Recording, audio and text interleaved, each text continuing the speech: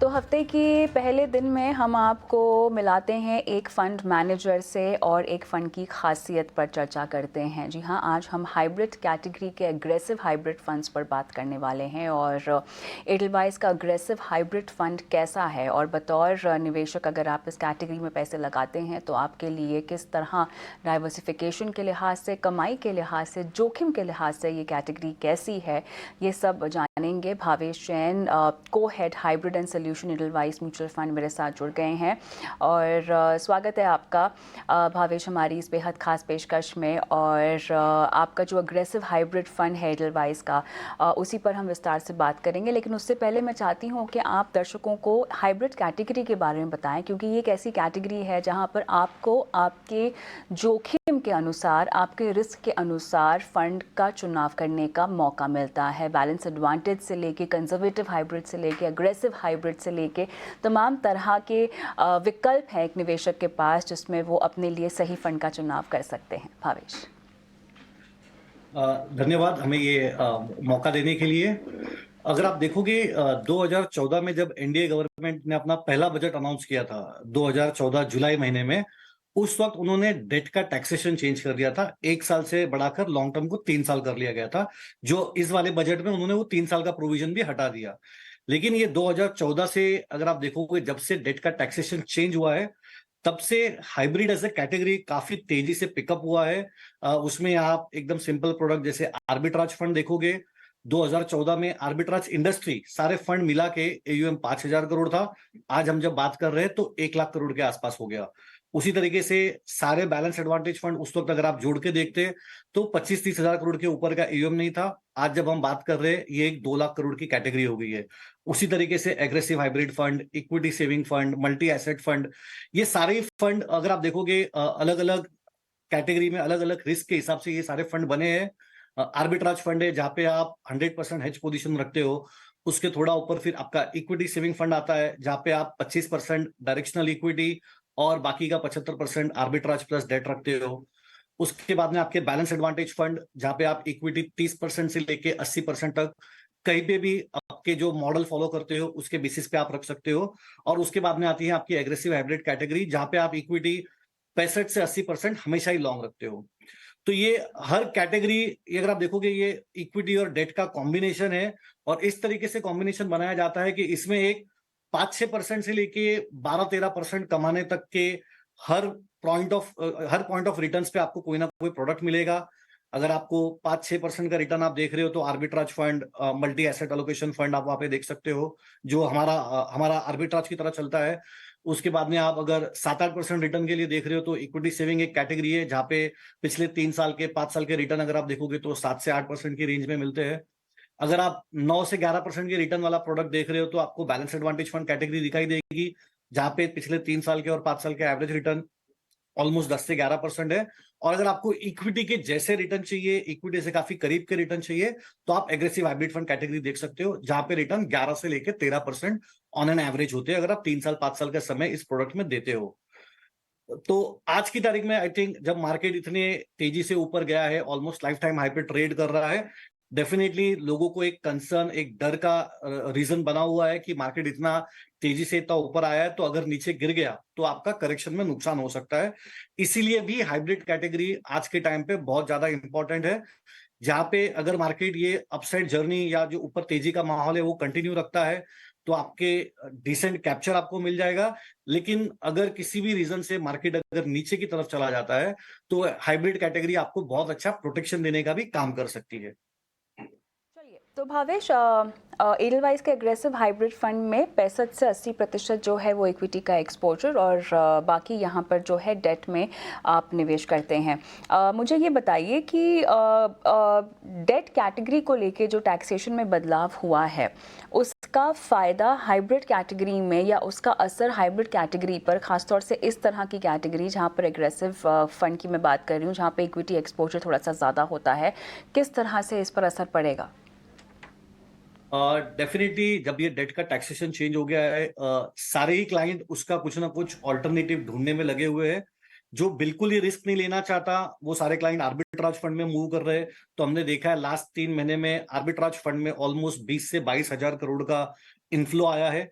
जो थोड़ा बहुत इक्विटी रिस्क ले सकते हैं उनके लिए I think equity saving, balance advantage fund और एग्रेसिव हाइब्रिड फंड, ये 3 कैटेगरी है जहाँ पे डेफिनेटली आप आपके 3 साल से ऊपर का जो डेट का पैसा था, जहाँ पे मार्च तक आपको इंडेक्सेशन का बेनिफिट मिलता था और 1 अप्रैल से वो बेनिफिट चला गया, तो ये सारा पैसा आप आपके रिस्क एपिटाइट के हिसाब से हाइब्रिड कैटेगरी में लगा सकते हो। उसमें जो हाई रिस्क कैटेगरी है वो एग्रेसिव हाइब्रिड फंड है। जो थोड़ा कम रिस्क लेना चाहता है वो डेफिनेटली इक्विटी सेविंग फंड की तरफ देख सकता है। इस फंड का जो टैक्स ट्रीटमेंट है वो इक्विटी टैक्स ट्रीटमेंट होगा भावेश? यस, सारे हाइब्रिड फंड सभी का अगर आप टैक्सेशन देखोगे तो सभी का टैक्सेशन इक्विटी होता है। हमारा सिर्फ मल्टी एसेट फंड है जिसका टैक्सेशन इक्विटी नहीं होगा। Otherwise arbitrage fund, equity saving fund, balance advantage fund और एग्रेसिव हाइब्रिड फंड, चारों का ही टैक्सेशन इक्विटी टैक्सेशन है। क्योंकि इसमें हम इक्विटी जो भी कम ज्यादा करते हैं हम डेरिवेटिव का इस्तेमाल करके करते हैं, तो आपके इक्विटी टैक्सेशन को कोई खतरा नहीं है। हमेशा 65% के ऊपर इक्विटी में पैसा लगा हुआ रहेगा, तो आपका टैक्सेशन हमेशा ही इक्विटी का टैक्सेशन रहेगा। तो मौजूदा समय में मुझे बताएं फंड का कॉम्पोजिशन किस तरह का है इक्विटी में भवेश? मार्केट कैप्स के अक्रॉस आप किस तरह से डिवाइडेड है एक्सपोजर वाइज? या तो इसमें मैंने जैसे बताया हमारा एडलवाइज एग्रेसिव हाइब्रिड फंड का नेट इक्विटी 75% होता है और बाकी का 25% डेट में जाता है। जो 75% हमने इक्विटी पे रखा है उसमें से ऑलमोस्ट 55 टू 60 यानी कि 55 से 60% हमारा लार्ज कैप में होता है जो हम टॉप 100 मार्केट कैप कंपनी कहते हैं, और बाकी का 15 से 20% मिड कैप और स्मॉल कैप में होता है। हमारा जो इन्वेस्टमेंट यूनिवर्स है वो NSE 500 कंपनी है, तो जब मैं मिड कैप और स्मॉल कैप बोलता हूं तो 101 से 250 यानी कि मिड कैप और 251 से 500 हमारे लिए हमारा स्मॉल कैप का यूनिवर्स हो गया। तो वहां पे हम लोग एक छोटा portion almost 15% of the fund लगाते हैं, but majority of the portion हमारा लार्ज कैप में लगा हुआ रहता है। अच्छा, मुझे बताइए कि आपका अभी टॉप 5 सेक्टर एलोकेशन कहाँ कॉन्सेंट्रेटेड है इक्विटी में? अगर आप देखोगे सेक्टोरल वेट, ऑब्वियसली हम लोग क्योंकि निफ्टी से काफी हमारे पोर्टफोलियो को रिबैलेंस करके हम लोग साथ में चलाते हैं, तो आप देखोगे वही सारे सेक्टर्स जहाँ पे आपके निफ्टी या NSE 100 के हैवी वेट होते हैं, जैसे बैंकिंग एंड फाइनेंशियल सर्विसेज हो गए, आपके कैपिटल गुड सेक्टर हो गया, आपका IT हो गया, ये सारे हमारे पोर्टफोलियो के टॉप वेट रहेंगे। लेकिन ओवर वेट अगर आपको देखना है ऐसे सेक्टर जहाँ पे हमने मार्केट से ज्यादा वेट लिया हुआ है, उसमें अगर आप देखोगे तो सबसे बड़ा ओवरवेट हमारा कैपिटल गुड्स होगा, और उसके बाद में अगर आप देखने जाओगे तो कुछ हद तक हमारा PSU बैंक्स रहेगा। ये 2 सेक्टर में हम लोग मार्केट से ओवरवेट रहेंगे। बेंचमार्क की तुलना अगर हम करें तो उसके मुकाबले आपके फंड की परफॉर्मेंस को आप कैसे आंकना चाहेंगे? अगर आप अपने ये जो एग्रेसिव हाइब्रिड फंड अगर आप कैटेगरी देखोगे, उस कैटेगरी में हमारा फंड हमेशा ही टॉप क्वार्टाइल फंड रहा है। एडलवाइज में हम लोग हमेशा जो फंड का इवैल्यूएशन करते हैं उसमें हम लोग हमेशा ये देखते हैं कि कितना समय हमारा फंड टॉप हाफ में रहता है। अगर समझो कैटेगरी में 20 फंड है तो कितना समय हम टॉप 10 रैंक में गुजारते हैं वर्सेस कितना समय हम बॉटम 10 रैंक में गुजारते हैं, टॉप हाफ और बॉटम हाफ। तो अगर आप देखोगे मेजोरिटी ऑफ द टाइम हमारा फंड टॉप हाफ में रहता है। उसके अंदर अगर आप देखोगे कि टॉप 25% यानी कि टॉप 5 में हमारी रैंकिंग आज की तारीख में बहुत सारे टाइम पीरियड अगर आप निकाल के देखोगे, 1 साल, 3 साल, 5 साल, most of the time period में हमारा फंड आपको टॉप क्वार्टाइल में दिखेगा। अगर आप इसको बेंचमार्क के साथ कंपेयर करोगे तो हमने इसमें बेंचमार्क को भी काफी अच्छी तरीके से आउट परफॉर्म किया है। इनफैक्ट जो आपकी स्क्रीन पे दिखाई दे रहा है, निफ्टी के सामने भी अगर आप इस फंड का रिटर्न देखोगे तो काफी क्लोजली इसने निफ्टी को मैनेज किया है।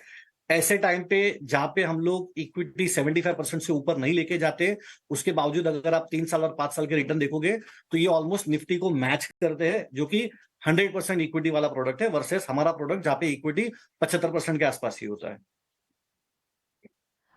भावेश, फिलहाल जो आपका सेक्टर एलोकेशन है जहाँ पर मेरे ख्याल से BFSI में आप अच्छा खासा लगभग 3.5-4% health care, technology, oil and gas, consumer, मेरे ख्याल से ये वो टॉप सेक्टर्स हैं जहाँ पर आपने अच्छा खासा निवेश किया हुआ है।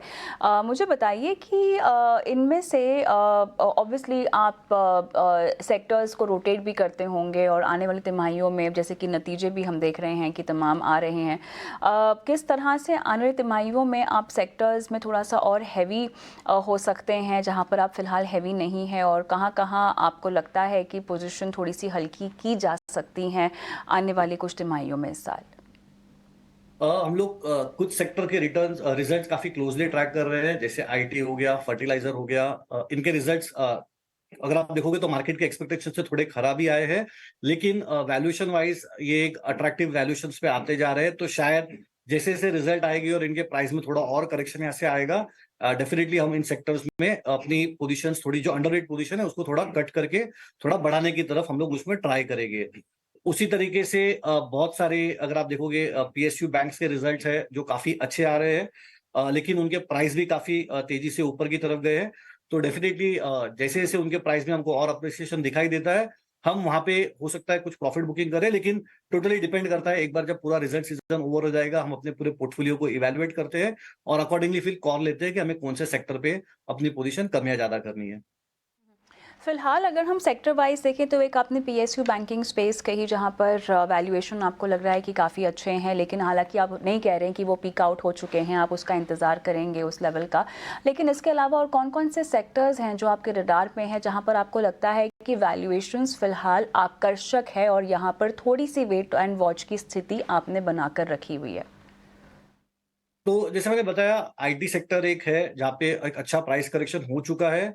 यूएस में स्लोडाउन को ले चलते हुए अभी तक लोगों को एक कॉन्फिडेंस अभी तक लोगों का फिर से नहीं आया इस सेक्टर में। अगर आप देखोगे रिजल्ट के बाद में हमने स्टॉक्स में काफी नेगेटिव रिएक्शन भी देखा है, बट हम लोग उस पे अभी काफी अगर आप देखोगे तो क्लोजली उस रिजल्ट को मॉनिटर कर रहे हैं। हो सकता है अगले 3 महीने 6 महीने में ये सेक्टर बॉटम आउट हो जाए और डेफिनेटली उस वक्त हम अपनी अंडरवेट पोजीशन जो है इसमें हम लोग डेफिनेटली कट करने की कोशिश करेंगे। चलिए, तो आईटी एक आपके रडार पर है।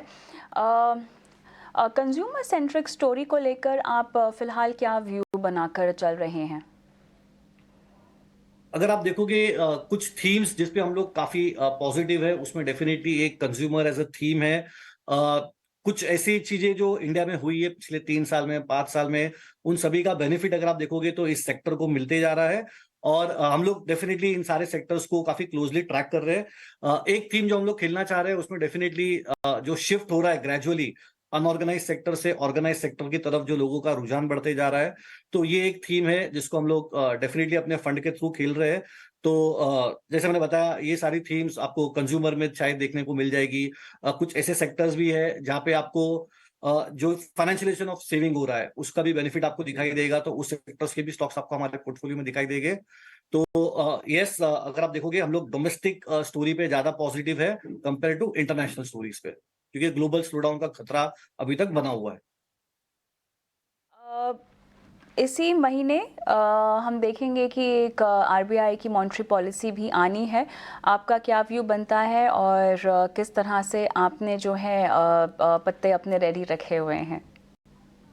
देखिए, इंडिया की आरबीआई पॉलिसी अगर आप देखोगे, पिछली आरबीआई पॉलिसी के बाद में काफी हद तक लोगों ने अज्यूम कर लिया था कि इंडिया में इंटरेस्ट रेट पीक आउट हो गए और शायद हमें अब और हाइक देखने ना मिले। बट जिस तरीके से यूएस में हाइक हुआ है और उसके बाद में हमने इंडिया में जो खास करके टोमेटो और कुछ और वेजिटेबल्स के प्राइस में स्पाइक देखा है, और उसी के साथ में क्रूड जिस तरीके से इंटरनेशनल मार्केट में फिर से $85 के ऊपर चला गया है, बॉन्ड मार्केट में थोड़ी नर्वसनेस डेफिनेटली विजिबल है। अगर आप हमारा 10 ईयर जीसेक देखोगे तो जो ऑलमोस्ट 7% के आसपास चला गया था, वो 7.15 7.20 पर 7.15 7.20 पे फिर से आ चुका है। यानी कहीं ना कहीं जो एक काफी अच्छा माहौल बन गया था कि अब शायद रेट हाइक ना हो। बट आज अगर आप मुझे पूछोगे तो शायद कुछ प्रोबेबिलिटी बढ़ गई है कि और एक रेट हाइक आ सकता है। वो अब अगस्त पॉलिसी में आए या अगले पॉलिसी में आए ये पता नहीं, लेकिन जहाँ पे 15 दिन पहले या 1 महीने पहले प्रोबेबिलिटी इसकी 0 थी, आज 25% 30% प्रोबेबिलिटी है कि एक और रेट हाइक हो सकता है। बिल्कुल, यहाँ पर महंगाई की कहानी में ट्विस्ट और उसी के चलते यहाँ पर थोड़ा सा बदलाव हो सकता है आने वाले वक्त में, हम देख सकते हैं। फिलहाल भावेश, बहुत अच्छा लगा आपसे बात करके, बहुत बहुत धन्यवाद समय निकाला और अपने फ़ंड के बारे में तमाम जानकारियाँ दी हमारे दर्शकों को। Thank you. तो चलिए, फ़ंड का फंडा में हमने अग्रेसिव हाइब्रिड फ़ंड की तो बात कर ली है, लेकिन अब आपको एंटरप्रेन्योरशिप की तैयारी कराते हैं। जी हाँ, और ये भी एक अभिनेत्री के ज़रिए। मैं बात कर रही हूँ कृति सेनन की, जो कि हम सब जानते हैं कि एक इंजीनियर हैं, मॉडल रह